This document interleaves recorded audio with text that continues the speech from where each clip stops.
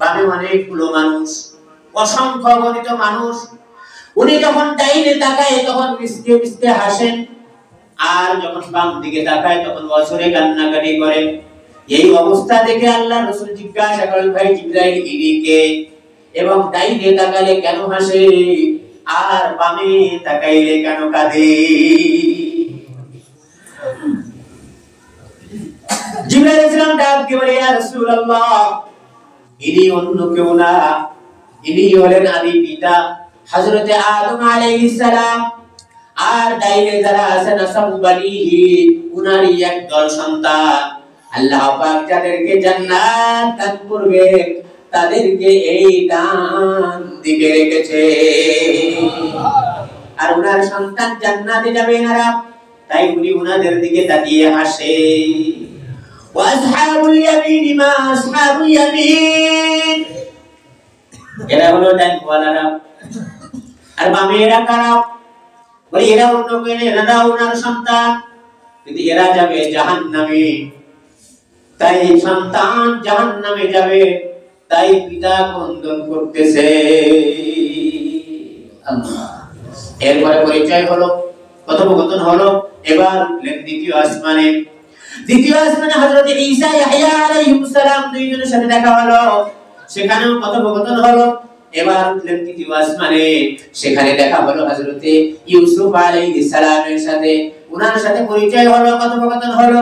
এবার চতুর্থ আসমানে, সেখানে দেখা হলো হযরত ইদ্রিস আলাইহিস সালামের সাথে, পরিচয় হলো, কথোপকথন হলো।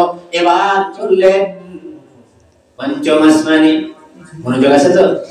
সেখানে দেখা হলো হযরত হারুন আলাইহিস সালামের সাথে, পরিচয় হলো, কথোপকথন হলো।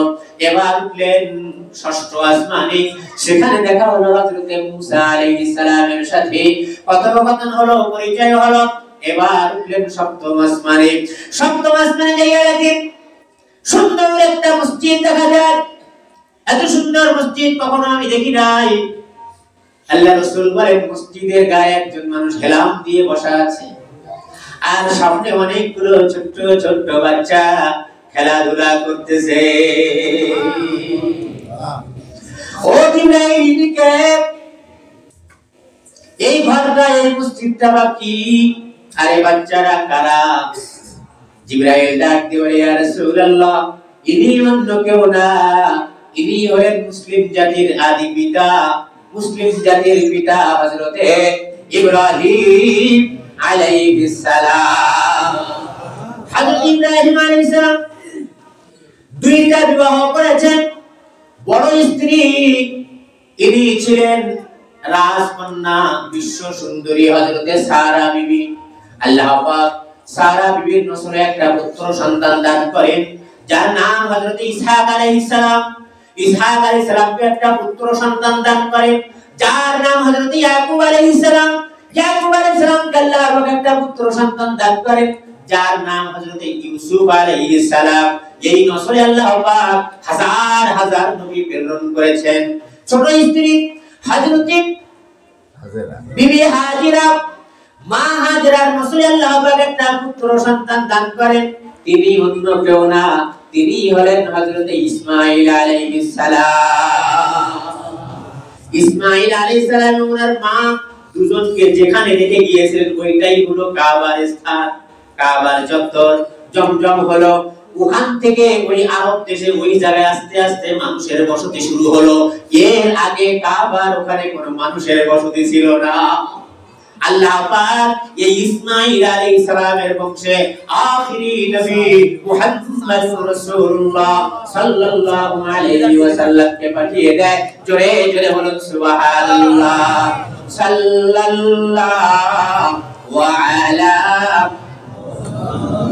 জোরে জোরে কেন সাল্লাল্লাহু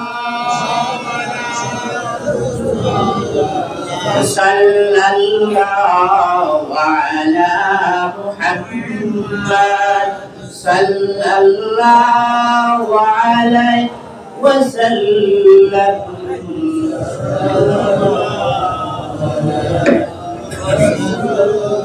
আমার আব্বা জানেন এতদিন পর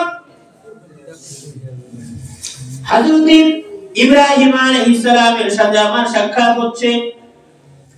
হুজুর সাল্লাল্লাহু আলাইহি ওয়াসাল্লাম কত খুশি, কত আবেগ।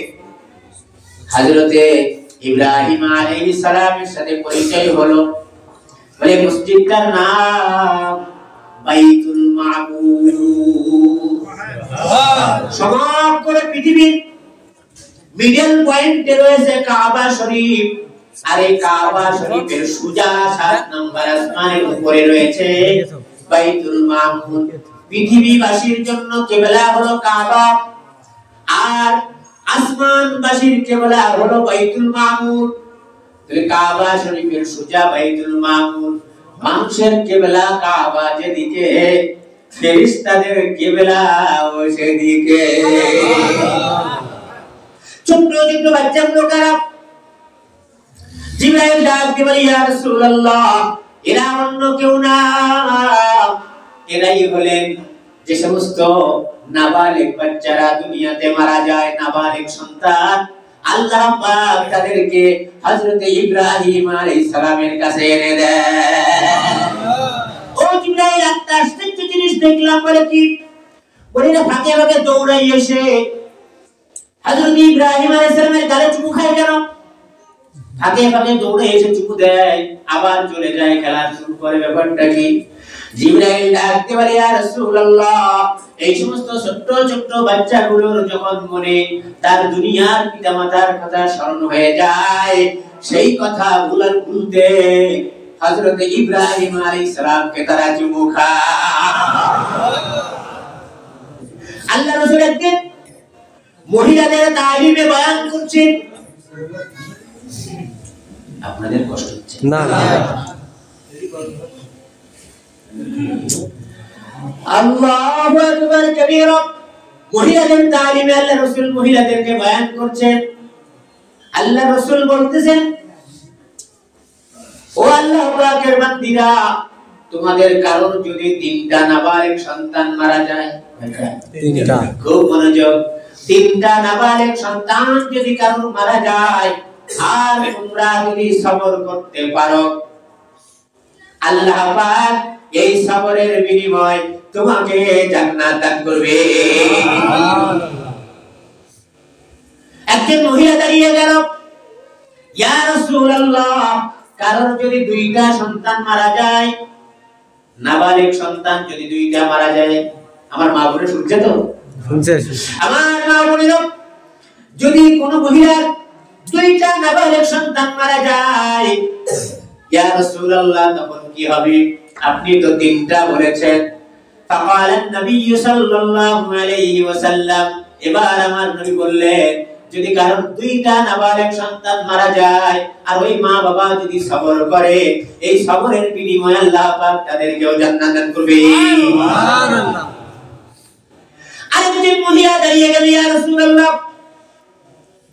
যদি কারণ একটা সন্তান মারা যায়, এবার আমার নবী বললেন, ও আল্লাহ পাকের বান্দীরা শুনে রাখো, কারণ যদি একটা নাবালিগ সন্তান মারা যায়, আর ওই মা বাবা যদি সেটার উপরে ধৈর্য ধারণ করে, আল্লাহ পাক ওই এক সন্তানের বিনিময়ে তাকে জান্নাত দান করবে।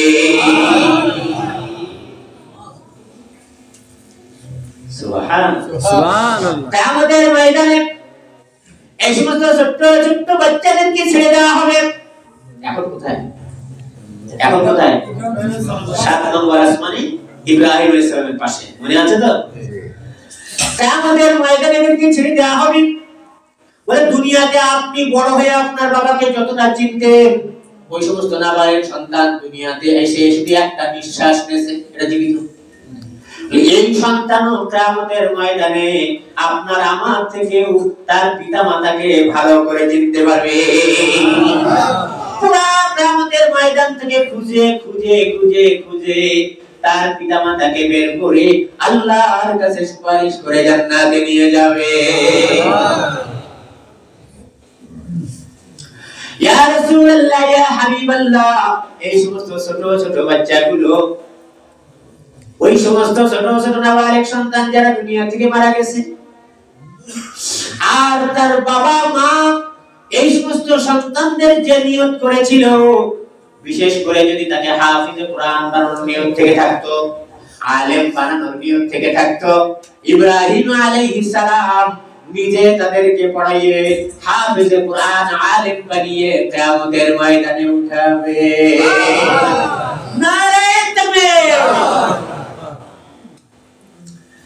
ইব্রাহিম আলাইহিস সালামের সাথে সাক্ষাৎ হলো, পরিচয় হলো, কথোপকথন হলো। এবার ওখান থেকে আবার লিফট চলতে শুরু করলো। যাইতে যাইতে বিশাল এক গাছের নিচে গিয়ে দাঁড়ালো। এই গাছটার নাম সিদরাতুল মুনতাহা। ইনদা সিদরাতুল মুনতাহা ইনদাহা জান্নাতুল মাওয়া। এই সিদরাতুল মুনতাহার নিকটেই আছে জান্নাত। জান্নাত জাহান্নাম বর্ণন হয়েছে, ওয়াজ শুনেছেন আপনারা। এখানে জিবরাইল আলাইহিস সালাম গাছের ওপাশে আরেকটা নতুন বাহন দাঁড়ানো। জোরে জোরে বলো সুবহানাল্লাহ। লিফট এ পর্যন্ত, এটার নাম আরবিতে মেরাজ, ইংরেজিতে লিফট, বাংলায় চলন্ত সিঁড়ি। জিবরাইল ডাক দিয়ে বলে, ইয়া রাসূলুল্লাহ, আমরা এই পর্যন্ত আমরা এর সামনে এক চুল পরিমাণ যেতে পারবো না। জিবরাইল, আর থেকে ঘুমিতে থেকে চুলিয়ে এসে বলার কাজ নেই, এখন ওটা বললে হচ্ছে না, আমার সাথে যাওয়া লাগবে। জিবরাইল ডাক দিয়ে বলে, ইয়া রাসূলুল্লাহ, এখান থেকে যে সীমানা, এই সীমানার ওপাশে আমি জিবরাইল যদি এক চুল পরিমাণ অগ্রসর হয়েছি, সামনে সব নূরের দরিয়া, নূরের পর্দা। আমি জিবরাইল এক চুল পরিমাণ সামনে গেলে ওই নূরের তাজাল্লিতে আমি জিবরাইল পুড়ে ছাই হয়ে যাব, আমি সহ্য করতে পারবো না।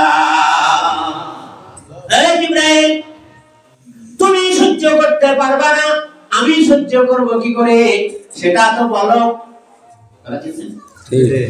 জিবরাইল ডাক দিয়ে বলে, ইয়া রাসূলুল্লাহ, আপনার কি মনে আছে নি কাবা শরীফের সামনে হাতিমে কাবার মধ্যে আপনাকে শোয়াইয়ে আপনার বুক ফেলেছিলাম? বলে হ্যাঁ। বলে কিছু একটা দিয়েছিলাম, এটা মনে পড়েনি? বলে হ্যাঁ। বলে আপনাকে এমন ব্যাটারি লাগাই দেওয়া হয়েছে, আপনি আরশে মহল্লায় চলে যাবেন, আপনার আর কিছু হবে না। নারে তাকবীর। এটার নাম কি? রফ। ফ্যান ঘুরতেছে না, কি লাগায়? ক্যাপাসিটার। কি লাগাই দেয়? তখন পাওয়ার ক্যাপাসিটার দিলে বুলানের ফ্যান ছেড়ে পড়লো, আইকে হয় না? হ্যাঁ। বলে আপনার ভিতরে এমন ক্যাপাসিটার লাগাই দেওয়া হয়েছে, নূরের হাজার নূরের পর্দা, নূরের দরিয়া ভেদ করে আপনি চলে যাবেন, আরশে আজিমে পৌঁছে যাবেন, আপনার কোনো অসুবিধা হবে না। মুহাম্মদ আজ তুমি খাম খুদারা, মুহাম্মদ আজ তুমি খাম খুদারা, ইলাহি আজ তু হুব্বে মুস্তাফারা, अगर खाही के दर जन्नत रसीदी, तरीक़ाए मुहम्मद कुन जिंदगी। তবুও মনটা বেশি ভালো না। সারা জীবনের সাথী জিবরাইল, তাকে রেখে যেতে হচ্ছে, খারাপ হবে কিনা? এবার হযরত রাসূল করিম সাল্লাল্লাহু আলাইহি ওয়াসাল্লাম নতুন আরেক বাহনে উঠলেন। এই বাহনটার নাম রফ। রফ কি নাম? রফ। রফ মানে নূরের গদি। নূরের গদি, এটা একটা নূরের গদি, চলন্ত গাড়ি। বলেন বুরাক যতটা গতি সম্পন্ন, তার চেয়ে হাজার গুণ বেশি গতি সম্পন্ন ছিল মেরাজ। মেরাজ চলন্ত সিঁড়ি যতটা গতি সম্পন্ন, তার চেয়ে হাজার গুণ গতি সম্পন্ন ছিল রফ। রফ বলেন সুবহানাল্লাহ। রফ উঠলেন, এবার চলছেন আমার নবী। চলতে চলতে হাজার হাজার নূরের দরিয়া, নূরের পর্দা ভেদ করে এবার এসে গেল কোথায়? আরশে আজিমে। বলেন সুবহানাল্লাহ। আল্লাহ পাকের দরবারে আল্লাহ পাক ডাক দিয়ে বলে, হাবিব, বন্ধুর বাড়ি বেড়াতে এসেছো, বিশেষ আমন্ত্রণে এসেছো, বলো তো বন্ধু, তোমার দুনিয়াতে কোনো বন্ধু আরেকজনের বন্ধুর বাড়িতে গেলে খালি হাতে যায়নি? খালি হাতে যায় না, কে নিয়ে যায়? মিষ্টি ওই কত কে নিয়ে যায়, ফল নিয়ে যায়। বন্ধু গো, ওই মক্কা থেকে আরশে আপনি এসেছেন, কোন হাদিয়া এনেছেন কিনা? সুন্দরবনের মধু না রসগোল্লা? কি আল্লাহ খাবে? আল্লাহ রাসূল ভালো করে জানেন আল্লাহ পাক কি হাদিয়া দিলে বেশি সন্তুষ্ট হয়। আল্লাহ রাসূল ডাক দিয়ে বলে, মালিক আমি একেবারে খালি হাতে আসিনি, আমি হাদিয়াই এনেছি। বলে সুবহানাল্লাহ। বলে কি হাদিয়া এনেছেন বলুন? এবার আমার নবী ডাক দিয়ে বলে, আমি হাদিয়া এনেছি আত-তাহিয়াতু লিল্লাহি ওয়াস সালাওয়াতু ওয়াত তাইয়্যিবাত। জীবনে শুনতে মনে আছে? শুনেছেন না? এর অর্থ শুনুন। ও মালিক, আমি আপনার জন্য আমার মৌখিক ইবাদত, আমার শারীরিক ইবাদত, আমার আর্থিক ইবাদত, এটাই তো আল্লাহ চায়। আমার মৌখিক যত ইবাদত হতে পারে সব, আমার শারীরিক যত ইবাদত হতে পারে সব, আমার আর্থিক যত ইবাদত হতে পারে সব একসাথে আপনার কদমে হাদিয়া পেশ করলাম। নারায়ে তাকবীর। সংসদ ভবনে যখন সংসদ বসে, টিভিতে দেখায় না? দেখায় না? দেখায়। মনোযোগ আছে তো? দেখায়। এবার সমগ্র কুল কায়নাতের সংসদ হলো আরশে আজিম। ওখানে যা হচ্ছে ফোকাস দিয়ে দেখানো হচ্ছে, সমস্ত ফেরেশতারা তা দেখতেছে, আসমানবাসী। এবার আল্লাহ রাসূল দিলেন তিনটা জিনিস, আত-তাহিয়াতু লিল্লাহি ওয়াস সালাওয়াতু ওয়াত তাইয়্যিবাত। আল্লাহ রাসূল হাদিয়া দিলেন তিন জিনিস, মৌখিক ইবাদত, শারীরিক ইবাদত, আর্থিক ইবাদত। এবার আমার আল্লাহ পাক কি দেয় শুনুন। এবার আল্লাহ পাক বলে, আসসালামু আলাইকা আইয়ুহান নাবিয়্যু ওয়া রাহমাতুল্লাহি ওয়া বারাকাতুহু। এ আমার সম্মানিত নবী, আমার প্রিয় বন্ধু, আপনাকেও আমি তিনটা দিলাম, সালাম, রহমত, বরকত। চিল্লায় বলো সুবহানাল্লাহ। এটা দিলেন সালাম, রহমত, বরকত। আল্লাহ রাসূল দিয়েছিলেন মৌখিক ইবাদত, শারীরিক ইবাদত, আর্থিক ইবাদত। বিনিময়ে আল্লাহ পাক দিলেন আরো তিনটা জিনিস। সালাম মানে সকল শান্তি বন্ধু তোমার জন্য, সকল রহমত বন্ধু তোমার জন্য, সকল বরকত বন্ধু তোমার জন্য। আল্লাহ রাসূল ডাক দিয়ে বলেন,